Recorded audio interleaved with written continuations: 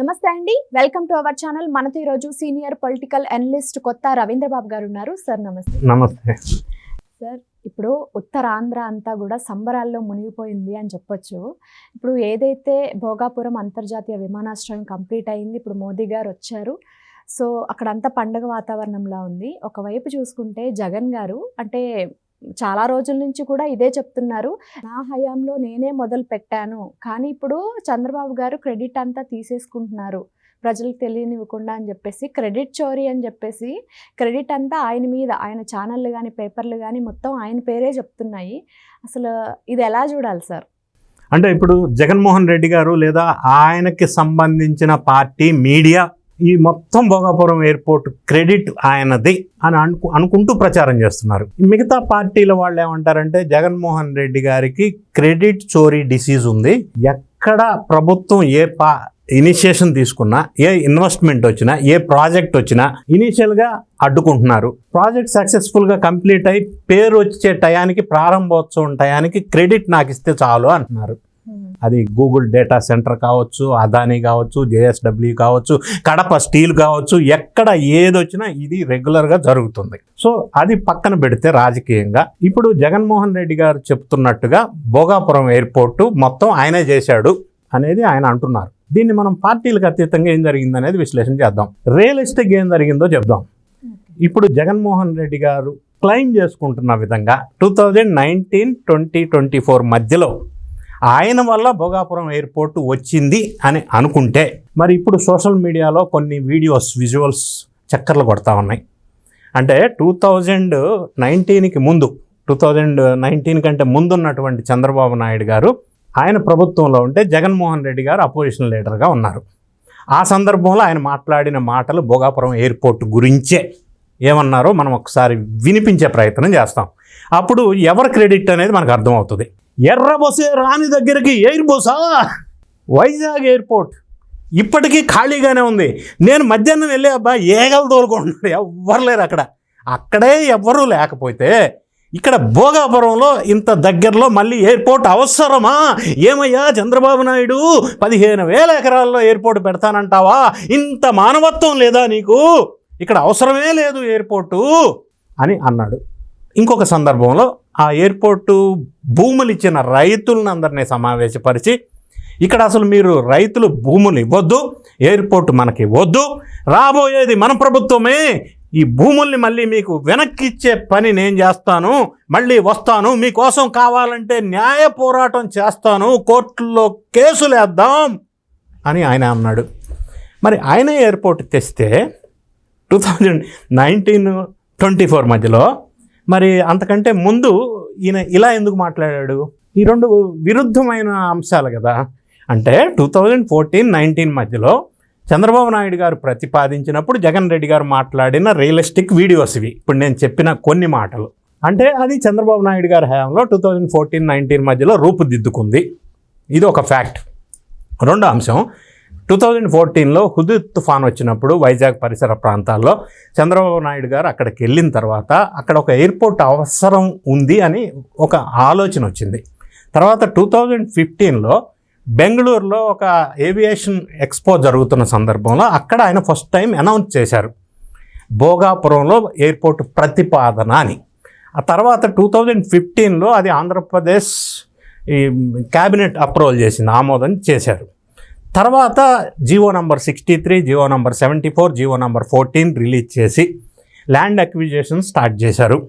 తర్వాత central government నుంచి environmental clearances లాంటివి తీసుకొచ్చారు. సబ్సిక్వెంట్లీ జిఎంఆర్ వాళ్ళతోటి L1 బిడ్ వచ్చింది కాబట్టి కన్సెషనల్ అగ్రిమెంట్ చేసుకున్నారు PPP మోడల్లో. అంటే design, built, finance, operate, transfer, DBFOT. Transfer అంటే after completion of 40 years of maintenance. అది అప్పట్లో వాళ్ళు జిఎంఆర్కి ఇచ్చినటువంటి కన్సెషనల్ అగ్రిమెంట్ 2014-19 మధ్యలో. అప్పట్లో చంద్రబాబు నాయుడు గారు 15,000 ఎకరాలని చెప్పి మొదట్లో భావించారు. ఇక్కడ జగన్ రెడ్డి గారు ఎప్పుడైతే అడ్డుపడుతూ ఉన్నారో ముందుకు జరగనివ్వకుండా ఫైనల్గా 2,700 acres అని అనుకున్నారు. తర్వాత అదేవిధంగా ల్యాండ్ ఎక్విజిషన్ 80% 2014-19 మధ్యలో జగన్మోహన్ రెడ్డి గారు ప్రతిపక్ష నాయకుడిగా ఉన్నారు, చంద్రబాబు నాయుడు గారు అధికారంలో ఉన్నారు. 80% ల్యాండ్ ఎక్విజిషన్ అయింది. ప్రాసెస్ అంతా ఎయిర్పోర్ట్కి జరుగుతూ ఉంది. ఆ సందర్భంలో ఈయన అడ్డుకాటానికి ప్రయత్నం చేశాడు. ఆ తర్వాత సబ్సిక్వెంట్గా చంద్రబాబు నాయుడు గారు ఆయన ఉన్న పీరియడ్లోనే 2019లో February 14న ఆయన భూమి పూజ అది చేశారు. ఆ ప్రాసెస్ అంతా అండర్ ప్రాసెస్. సబ్సిక్వెంట్గా 2019లో జగన్మోహన్ రెడ్డి గారు అధికారంలోకి వచ్చిన తర్వాత ఈ agreements, concessional agreement with GMR cancel చేశారు. ఎందుకంటే అక్కడ ఎయిర్పోర్టుకి ఈయన వ్యతిరేకంగా మాట్లాడారు కాబట్టి ఆ స్టాండ్ మీద ఉన్నారు. అధికారంలోకి వచ్చిన అగ్రిమెంట్లన్నీ క్యాన్సిల్ చేశారు. క్యాన్సిల్ చేసిన తర్వాత ఇంకొక సంఘటన జరిగింది. ఎందుకు క్యాన్సిల్ చేశారంటే ఇక్కడ క్విడ్ కో ప్రో అనే ఒకటి విషయం వెలుగులోకి వచ్చింది. కాకినాడ దగ్గర ఒక పోర్ట్ ఉంది, అది బిలాంగ్స్ టు జిఎంఆర్. ఆ పోర్టు గుంజుకోవాలని చెప్పి, తీసుకోవాలని చెప్పి అక్రమంగా, అన్యాయంగా, నయానో భయానో జిఎంఆర్ వాళ్ళ దగ్గర నుంచి జగన్మోహన్ రెడ్డి గారి వ్యూహం. అందు గురించి ఇక్కడ భోగాపురం ఎయిర్పోర్ట్ అగ్రిమెంట్ క్యాన్సిల్ చేశారు జిఎంఆర్కి. తర్వాత ఏం జరిగింది, అక్కడ కాకినాడ దగ్గర ఉన్న పోర్టు జగన్మోహన్ రెడ్డి గారి ప్రెషర్ వల్ల జిఎంఆర్ వాళ్ళు అరబిందో ఫార్మాకి సంబంధించిన వ్యక్తులకి అది అమ్మారు, ట్రాన్స్ఫర్ చేశారు, గుంజుకున్నారు. లేకపోతే అంటే జగన్మోహన్ రెడ్డి గారి వ్యూహం ఫలించింది. ఆయన అనుకున్నది సాధించాడు. అక్కడ అది వచ్చేసింది ఈయనకి సంబంధించిన మనుషులకి. అది వచ్చిన తర్వాత మళ్ళీ భోగాపురం ఎయిర్పోర్టు అగ్రిమెంట్ జిఎంఆర్ వాళ్ళతో చేశారు జగన్మోహన్ రెడ్డి గారు 2019 అధికారంలో ఉన్నప్పుడు. అది కూడా చేసింది కూడా PPP model, public private partnership initiative. మరి అదే జగన్మోహన్ రెడ్డి గారు ఈ మధ్యకాలంలో పబ్లిక్ ప్రైవేట్ పార్ట్నర్షిప్ ఇనిషియేటివ్కి అగెనెస్ట్ అని రచ్చ చేశారు, ఉద్యమాలు చేశారు. ప్రైవేట్ మెడికల్ కాలేజెస్ ప్రైవేటైజేషన్ చేస్తున్నారని. మరి అదే జగన్ రెడ్డి గారు ఆయన అధికారంలో ఉన్నప్పుడు జిఎంఆర్తో భోగాపురంలో చేసింది PPP అగ్రిమెంటే. మరి ఈయన దానికి వ్యతిరేకం అంటాడు, అక్కడ ఆయనతో దానితోనే అగ్రిమెంట్ చేశారు అదే మోడల్లో. ఆ విధంగా చేసిన తర్వాత రైతులు దగ్గర ఈయన రెచ్చగొట్టి కేసులు వేపించాడు నేషనల్ గ్రీన్ ట్రిబ్యునల్లో, సుప్రీంకోర్టులో. ఆ కేసులు క్లియర్ చేయలేదు. భూములు ఇచ్చిన రైతులకి R&R ప్యాకేజ్ కింద ఇవ్వవలసిన అమౌంట్స్ ఇవ్వలేదు. ఎయిర్పోర్ట్ డెవలప్మెంట్ ఏమీ చేయలేదు. తర్వాత 2023 మే 3వ తారీఖున మళ్ళీ ఈయన శంకుస్థాపన చేశాడు రెండోసారి. ఆల్రెడీ చంద్రబాబు నాయుడు గారు చేశారు, మళ్ళీ చేశారు. అంటే ఈయన 5 సంవత్సరాల కాలంలో ఏం చేశాడు భోగాపురం ఎయిర్పోర్ట్కి అంటే రెండోసారి శంకుస్థాపన చేశారు దిగిపోయే టయానికి. ఈ 5 ఏళ్లలో అంతకుమించి అక్కడ పనులేం జరగల, కేసులు క్లియర్ చేయాల, నిర్వాసితులకి అమౌంట్ ఇవ్వాల, అక్కడ జీవోలు రిలీజ్ చేసి వర్క్ని స్టార్ట్ చేయలేదు, పర్మిషన్స్ మళ్ళీ రీస్టార్ట్ చేయలేదు, ఏమీ చేయకుండా అలా వదిలేశారు. 2023 మేలో ఆయన మళ్ళీ శంకుస్థాపన చేశారు, 2024కి దిగిపోయారు. ఇప్పుడు మళ్ళీ కూటమి ప్రభుత్వం వచ్చిన తర్వాత అప్పుడు 2014-19 మధ్యలో కూటమి ప్రభుత్వంలో అశోక్ గజపతి రాజు గారు సెంట్రల్లో ఏవియేషన్ మినిస్టర్ ఉండే, అందువల్ల ఆయన ద్వారా పర్మిషన్స్ అన్నీ వచ్చేసి వీళ్ళు మూవ్ చేశారు. తర్వాత ఇప్పుడు కూటమి ప్రభుత్వం 2024లో అధికారంలోకి వచ్చిన తర్వాత రామ్మోహన్ నాయుడు గారు ఏవియేషన్ మినిస్టర్గా మళ్ళీ వచ్చారు. కాబట్టి పర్మిషన్స్ అన్నీ పూర్తి చేసుకున్నారు. జగన్మోహన్ రెడ్డి గారు అప్పట్లో 2700 ఎకరాలు తెలుగుదేశం ప్రభుత్వం వాళ్ళు అలాట్ చేస్తే 500 ఎకరాలు తీసేసి 2200 ఎకరాలకే కన్ఫర్మ్ చేశారు. ఇప్పుడు నిర్మించినటువంటి భోగాపురం ఎయిర్పోర్ట్ 2200 ఎకరాలు. ఇప్పుడు అతి ప్రతిష్టాత్మకంగా ఈరోజు అది ప్రారంభోత్సవం జరుగుతుంది. గిన్నిస్ బుక్లో కూడా ఎంటర్ అయింది. నృత్యం, గిరిజనుల నృత్యం 13,500 మందితో. ఇంత ప్రతిష్టాత్మకంగా పేరు ప్రఖ్యాతులు వచ్చి ప్రపంచమంతా భోగాపురం వైపు చూస్తున్న సందర్భంలో ఇప్పుడు సాక్షి మీడియా, జగన్ రెడ్డి గారు, వైసీపీ ఆ క్రెడిట్ మొత్తం నేనే తీసుకుంటాను, నేనే చేశాను అంటారు.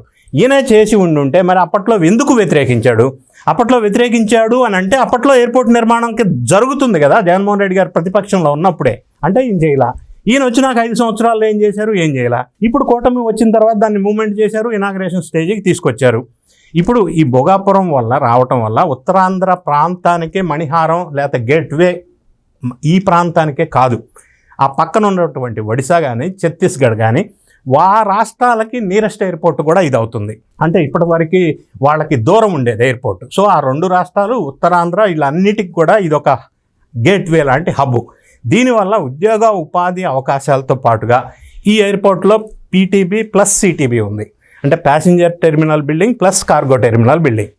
అంటే 5,000 చదరపు మీటర్లు 25 మెట్రిక్ టన్స్ కెపాసిటీ ఉన్నటువంటి కార్గో ఫెసిలిటీ ఉంది.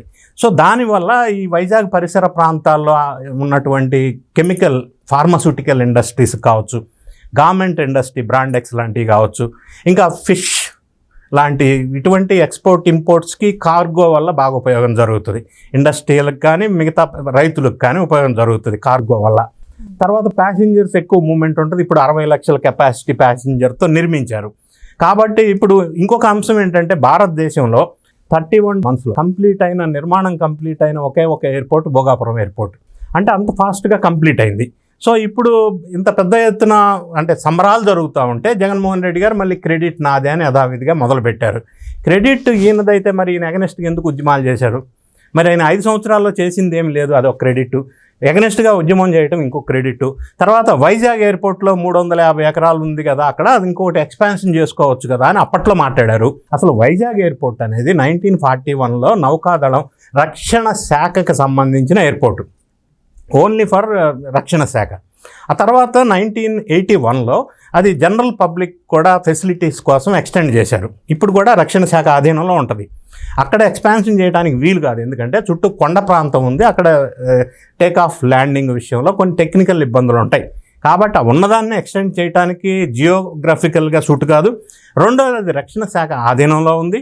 కాబట్టే చంద్రబాబు నాయుడు గారు విజనరీతోటి భోగాపురం ఎయిర్పోర్ట్ ప్రతిపాదన చేశారు, ప్లాన్ చేశారు, డిజైన్ చేశారు, ఎగ్జిక్యూట్ చేశారు. ఈరోజు ప్రతిష్టాత్మకంగా ప్రారంభోత్సవం చేశారు.